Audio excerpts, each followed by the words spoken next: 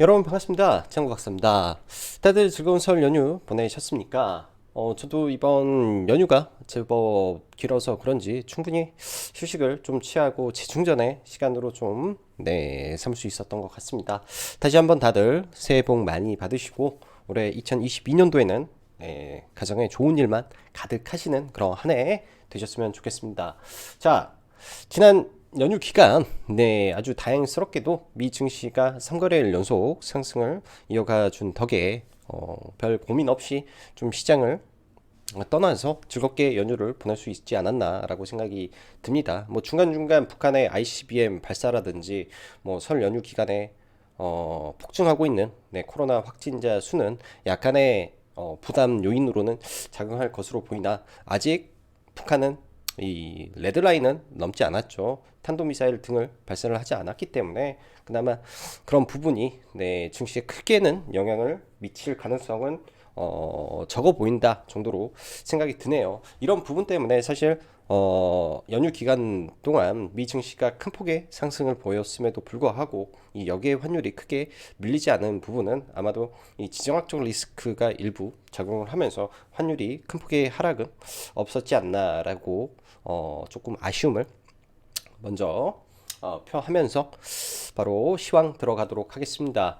2월 3일 설 연휴 기간 미증시 3거래일 연속 7%대 상승에 구글의 호실적 발표와 함께 현재 시간 외 10%대 급등이 진행이 되고 있죠. 이 또한 추가적으로 AMD라든지 엔비디아 등 IT 반도체 빅테크 기업들의 생각보다 강력한 어닝 발표로 인해서 미 증시는 굉장히 큰 폭의 반등을 이어가고 있습니다.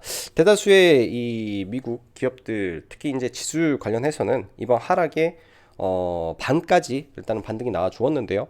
국내 증시 뭐 큰 이변이 없다면은 미국 증시의 절반 정도만 따라간다면 3%대 갭상승 출발을 하지 않을까라고 생각이 들고 다소 좀 아쉬운 게 설 연휴여서 너무나도 아쉽지만 이제 시장 지금까지 눌린 증시가 반격의 타이밍이 왔다라고 생각이 들기 때문에 즐거운 마음으로 내일 연휴 이후 개장을 기다리시면 저는 될 것 같습니다. 자, 바로 시황 들어가도록 하죠.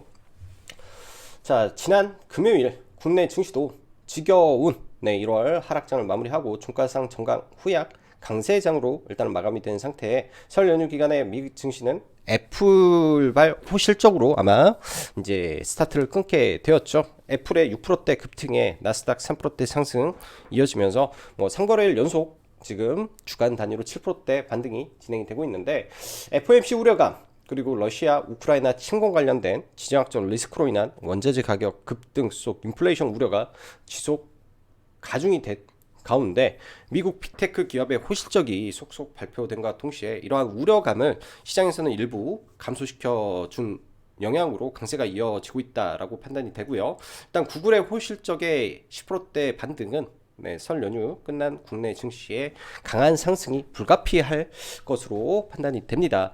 지난번에는 시장 그런 말 자주 했었는데요. 추가적인 시장의 하락이 불가피해 보인다라는 발언에서 지금은 상승이 불가피해 보인다라는 발언으로 바뀌었기 때문에 굉장히 시장 판이 조금 많이 바뀌었다 정도 해석을 하시면 될 것 같습니다. FOMC 관련해서 우려는 아마도 2월 중순 이후부터나 저는 다시 슬금슬금 시장에서 이슈화가 될 것으로 보이는데요. 일단 시장에 변한 건 없죠. 연준의 긴축은 진행이 될 것이고 이러한 긴축의 끝에 다시 양적 긴축이라는 자금 회수도 진행이 될 겁니다. 단지 연준의 약간의 이 스탠스의 변화가 이 기술주들의 강한 반등을 이끌었는데요.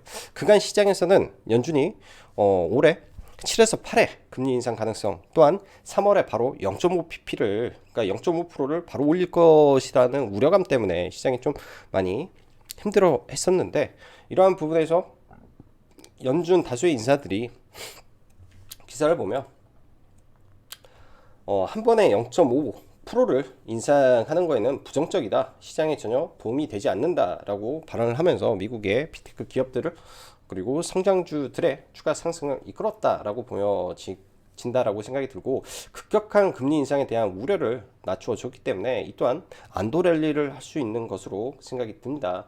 여기에 뭐 한 가지 더해 보자면 러시아 우크라이나 사태는 사실 이 베이징 올림픽 기간에는 터지기 어려운 상황이죠. 어차피 푸틴이 이 베이징 올림픽에 참가를 하는 부분과 어찌 되었던 외교적 협상을 통해서 해결하려고 하는 이런 모습들이 속속 나오고 있기 때문에 지정학적 리스크에 대한 우려를 너무 안 해도 저는 사실 되지 않나 생각이 듭니다. 충분히 그런 부분을 일부 반영을 했기 때문에.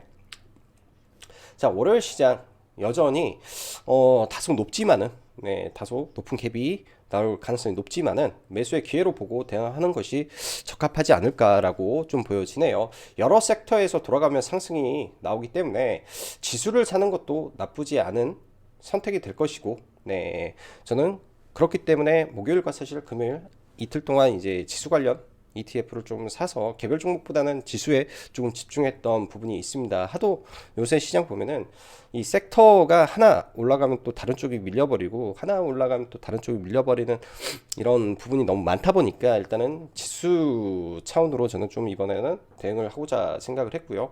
자, 지수가 올라가게 된다면 어쩔 수 없이 시가총액 상위 종목군들 그리고 각 섹터의 대장 종목군들은 그냥 따라서 올라갈 수밖에 없겠죠. 지수를 움직일 수 있는 섹터를 관심 갖고 지켜봐야 될 수밖에 없다라고 생각이 듭니다.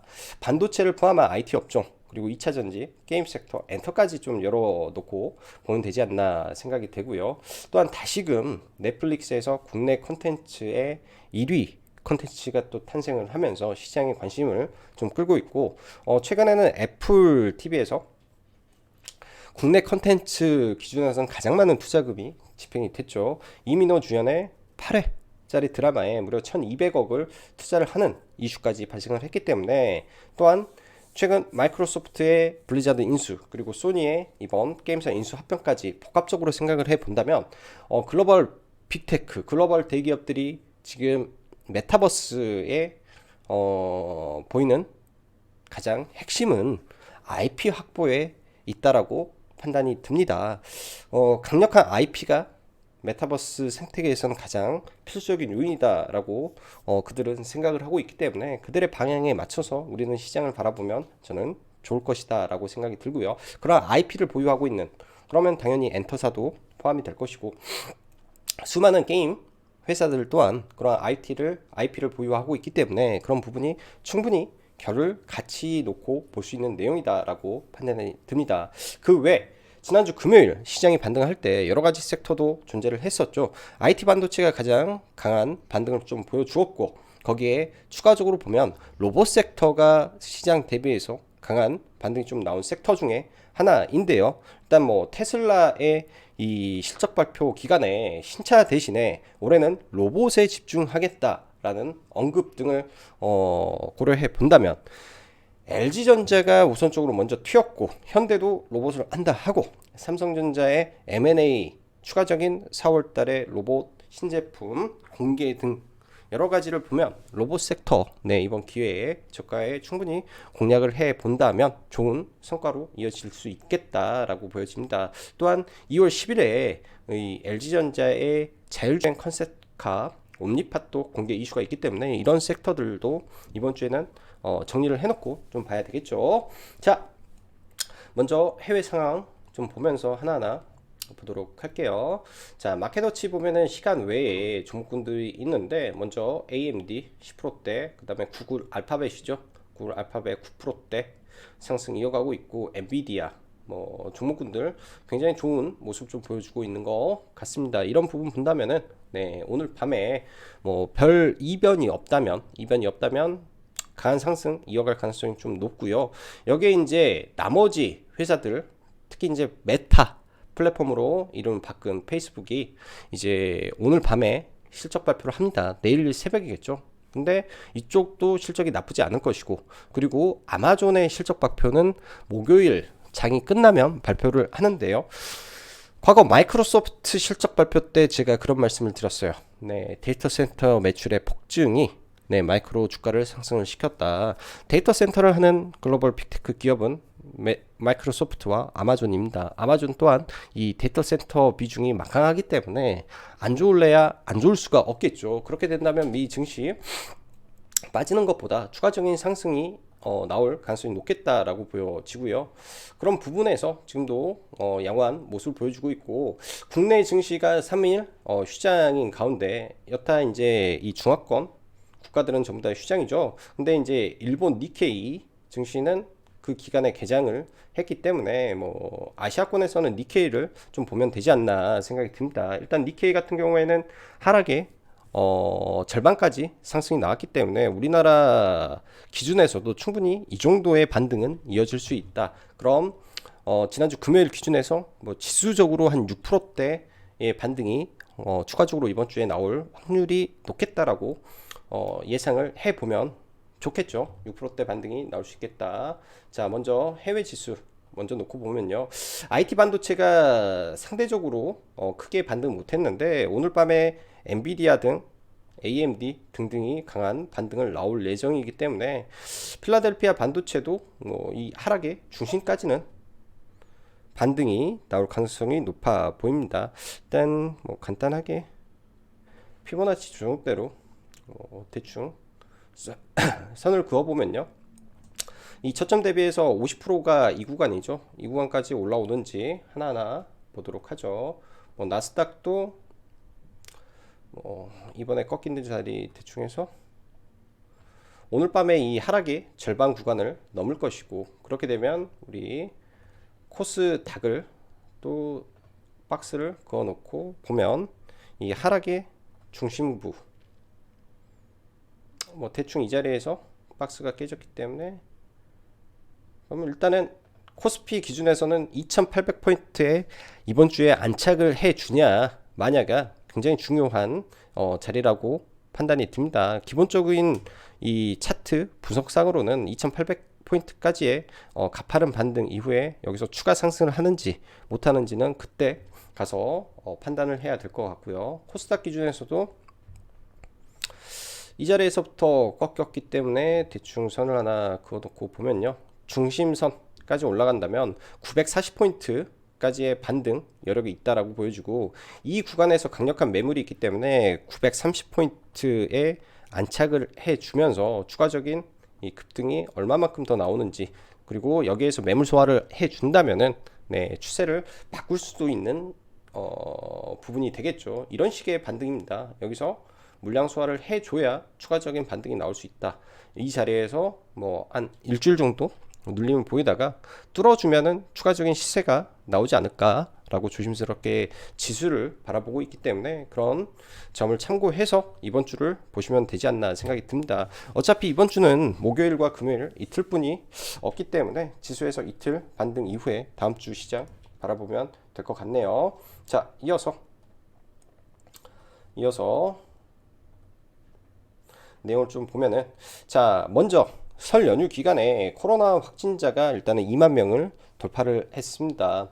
더 이상 코로나 관련 섹터 중에서는 뭐 음압 병실이라든지 그 밖에 원격 진료라든지 전혀 네, 관심을 가질 필요가 저는 없을 것 같고요.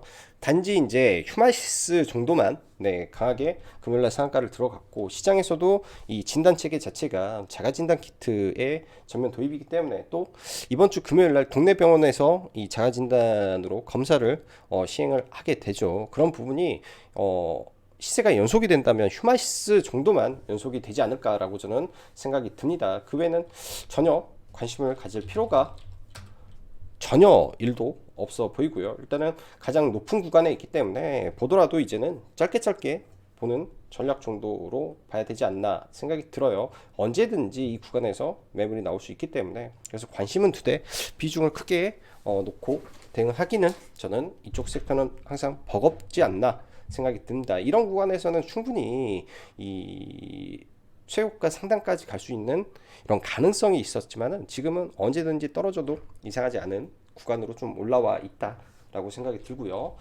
자, 레버리지 상품을 하나 보도록 하죠. 일단 레버리지 상품도 굉장히 많이 떨어졌는데요. 저는 일단은 수익권에서 들고 있기 때문에 아마 추가 매수를 좀 더 진행을 해보지 않을까라고 생각이 듭니다. 기술적 분석상으로 봤을 때는 13,000원에서 14,000원 언저리까지의 반등이 좀 열려 있는데요. 이 정도까지 가주면 굉장히 감사할 것 같고, 네, 이 선에서 목표가를 잡고 일단은 단기적 대응을 저는 하면 좋을 것 같습니다. 아마 월요일날 여기에서 이 위로 이렇게 출발을 하고 금요일날 이렇게 반등을 마무리하면, 네, 단기간에 반등이 마무리가 되지 않을까 정도로 생각이 들고요. 그래서 충분히, 네, 지금 구간에서도, 네, 접근이 가능한 게 레버리지 상품이다 라고 보여집니다. 갭이 많이 안 뜬다면, 네, 오히려 시가에 추가 매수를 바로 하셔도 저는 무방하지 않나 생각이 들고요. 자, 금요일날 SK 하이닉스라든지 삼성전자는 시장 대비 좀 강했죠. 상대적으로 좀 강한 모습을 보였고, LG에너지 솔루션은 사실 아예 밀려버렸기 때문에 관심 자체를, 네, 둘 필요가 저는 없어 보입니다. 그렇지만은 이 LG에너지 솔루션 관련해서는 저는 하락이 멈추는 구간에서는 한 번 정도 봐볼 계획을 가지고 있는데요. 일단 카카오페이도 이 상장 이후에 얘도 거의 따상 비슷하게 출발을 해서 시세를 크게 주고 좀 밀렸죠. 악성 매물대를, 네, 벗어내는 그러한 구간들이 나온다면, 지금 이 종목은 두 가지의 악성 매물대가 존재를 하죠. 이러한 구간들 걷어내는 모습이 보일 때, 그때 LG 에너지 솔루션을 관심을 가질 예정입니다. 네, 그때. 왜냐면은 MSCI 지수 편입이라든지 FTSE 영국 지수 편입이라든지 코스피 200 지수 편입이 전부 다 남아있는 종목이기 때문에 그러한 수급이 일정 구간에서는 폭발적으로 또 다시 유입이 될 가능성이 좀 높겠죠. 그런 부분을 추적해서 종목을 바라보면 저는 될 것으로 생각이 듭니다. 자, 지수가, 네, 낙폭과대 구간에서 올라올 때는 어쩔 수 없이 업종 대표주들 그리고 그동안 시장에서 강했던 대장주들을 많이 눈에 담아놓고 있어야 되는데요. 일단 IT 반도체에서 DB 하이텍 많이 밀렸었죠. 네, 많이 밀리고 의미 있는 구간을 돌파했다가 다시 돌파하고 이런 맥라인에 있는데, 이번에 반등 구간에서 이런 구간을 다시 넘어가 준다면은, 네, 신고가 영역으로 다시 갈 것이고, 이 8만원 구간을 강하게 돌파를 못한다면 여기에서 다시 한번 매물이 나오겠죠. 네, 그래서 DB 하이텍은 여전히 계속 관심을 갖고 봐야 될 것 같고요. LX세미콤도 이번에 실적에 대한 기대감으로 굉장히 크게 상승이 나왔다가 단기간에 지수 하락에 따라서 급락을 이 종목도 며칠 못했었는데, 네, 월요일날 시장에서 살짝 밀린다면 혹은 반등이 크지 않다면 접근 가능한 종목으로 좀 보여집니다. 그 밖에 심택이라든지 기판 종목군들은 시장 대비해서 워낙 강했기 때문에 사실은 지수 반등에 오히려 큰 폭의 반등은 안 나올 수도 있지 않나 생각이 들어요. 왜? 낙폭과대 종목이 워낙 많기 때문에. 그래서 이번에 반등에서는 낙폭과대 섹터의 반등이 월등히 좀 많이 나올 가능성이 좀 높아 보이고요. 자, 인포뱅크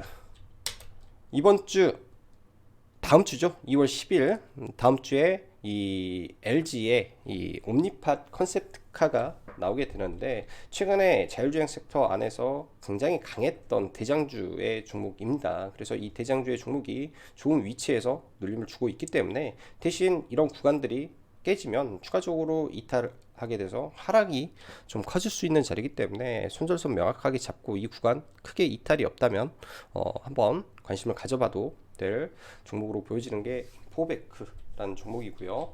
자, 차량용 반도체 텔레칩스, 이 종목도 지난번 하락 구간에서, 네, 매수를 해서 여러 차례 매매를 좀 진행을 했었고, 사실 이런 구간에서도 매수 좀 했었다가 매도를 하고 마무리를 했었는데요. 이번에 반등 이후에, 네, 횡보를 저는 계속 해준다면은 2만원 이하권에서 계속 공략을 계획을 하고 좀 보면 되지 않나 생각이 들고, IT 반도체 내에서 제주 반도체라는 이 파운드리 회사가 있습니다. 파운드리 회사가 있는데요. 이 구간에 굉장히 강하게 상승을 했던 거는 호실적에 기반이 돼서 올라왔던 종목이죠. 그러나 이 종목 또한 시장의 하락에 영향을 받아서 굉장히 크게 밀렸는데 시가총액 1800억대 종목이 실적이 굉장히 턴 어라운드가 되고 있는 과정 속에서 올라오고 있기 때문에 평균적으로 굉장히 호실적을 냈을 때도 128억이었는데 이번에 3분기 때 104억, 79억, 뭐 거의 200억 가까운 실적입니다. 4분기 실적이 어느 정도만 보태진다면 사상 최고 실적 돌파가 눈앞에 있는 회사이기 때문에 이 종목 또한 실적 관련주로 충분히 볼 수 있는 종목이고요. 굉장히 횡보가 많았던 종목이 올라오고 있기 때문에 네, 제주 반도체까지 포함을 해서 IT 반도체를 보고 대응을 하면 좋지 않나 생각이 듭니다. 여기에 시그네틱스, 이거는 지난번에 언급을 한번 드려서 이런 구간에 내려오면 좋은 자리다 라고 말씀드렸는데요. 일단은 가장 강하게 반등을 할 수 있는 IT 반도체 몇 개를 빼놓고 시장에서 체크를 해 봐야 될 것 같고요. 자, 로봇, 에브리봇, 삼성 있지만 로봇이죠. 삼성 있지만 로봇 관련주 의미 있는 구간까지 내려왔기 때문에 충분히 네, 목요일 금요일 자리에서는 분할 매수 자리로 손색이 없었던 종목이고, 이 종목 또한 이런 자리에서 수렴 이후에 언제든지 다시금 급등할 수 있는 자리라고 생각이 듭니다. 그래서 에브리봇 놓고 봐야 될 것 같고, 여기에 아지넥스텍은 좀 자리가 높아서 공략이 어렵고, 에브리봇 그 다음에 로보티즈 정도까지 네, 열어놓고 시장에서 관심을 갖고 보면 괜찮겠다라고 보여지네요. 자, 그 밖에 ABL 바이오도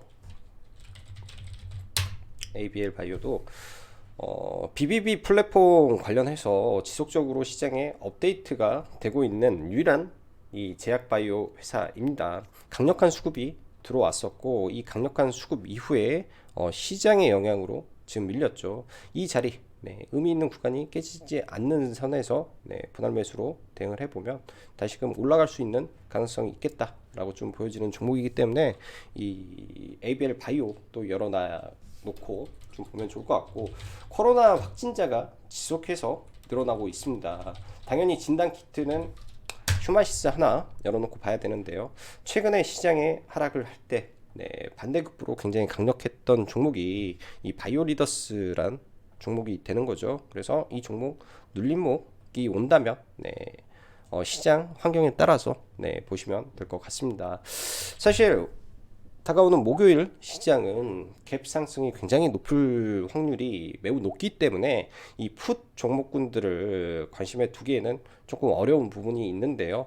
그렇지만은 지금 동시에 2월 3일 날 미국이 이 북한의 ICBM 관련해서 네, 안보리 제재를 의결을 해 놓은 상태이기 때문에 2월 3일부터 다시 이런 이 지정학적 리스크가 나오는지 안 나오는지는 체크를 해야 되겠다라고 보여집니다. 그래서 한일 단조라든지 퍼스텍 어쩔 수 없이 시장에서 풋 종목 관련해서는 종목을 빼놓고 네, 예를 들어서 상승 구간에 지수가 흔들렸을 때는 지금부터는 풋 종목을 이 러시아 관련된 원자재라든지 이런 쪽을 보기보다는 네, 방산 섹터에 좀 치중을 해서 좀 열어놓고 보는 전략이 저는 필요해 보이네요. 자, 긴 연휴 이후에 다시 개장하는 시장입니다. 그래도 다행스럽게 해외 증시가 매우 양호한 흐름을 보이기 때문에 뭐 견조한 상승으로 목요일날 진행이 될 걸로 예상이 되기 때문에 즐거운 마음으로 남은 연휴 즐겁게 보내시면 될 것 같네요. 자, 오늘도 여기까지 짱구 박사였습니다. 감사합니다.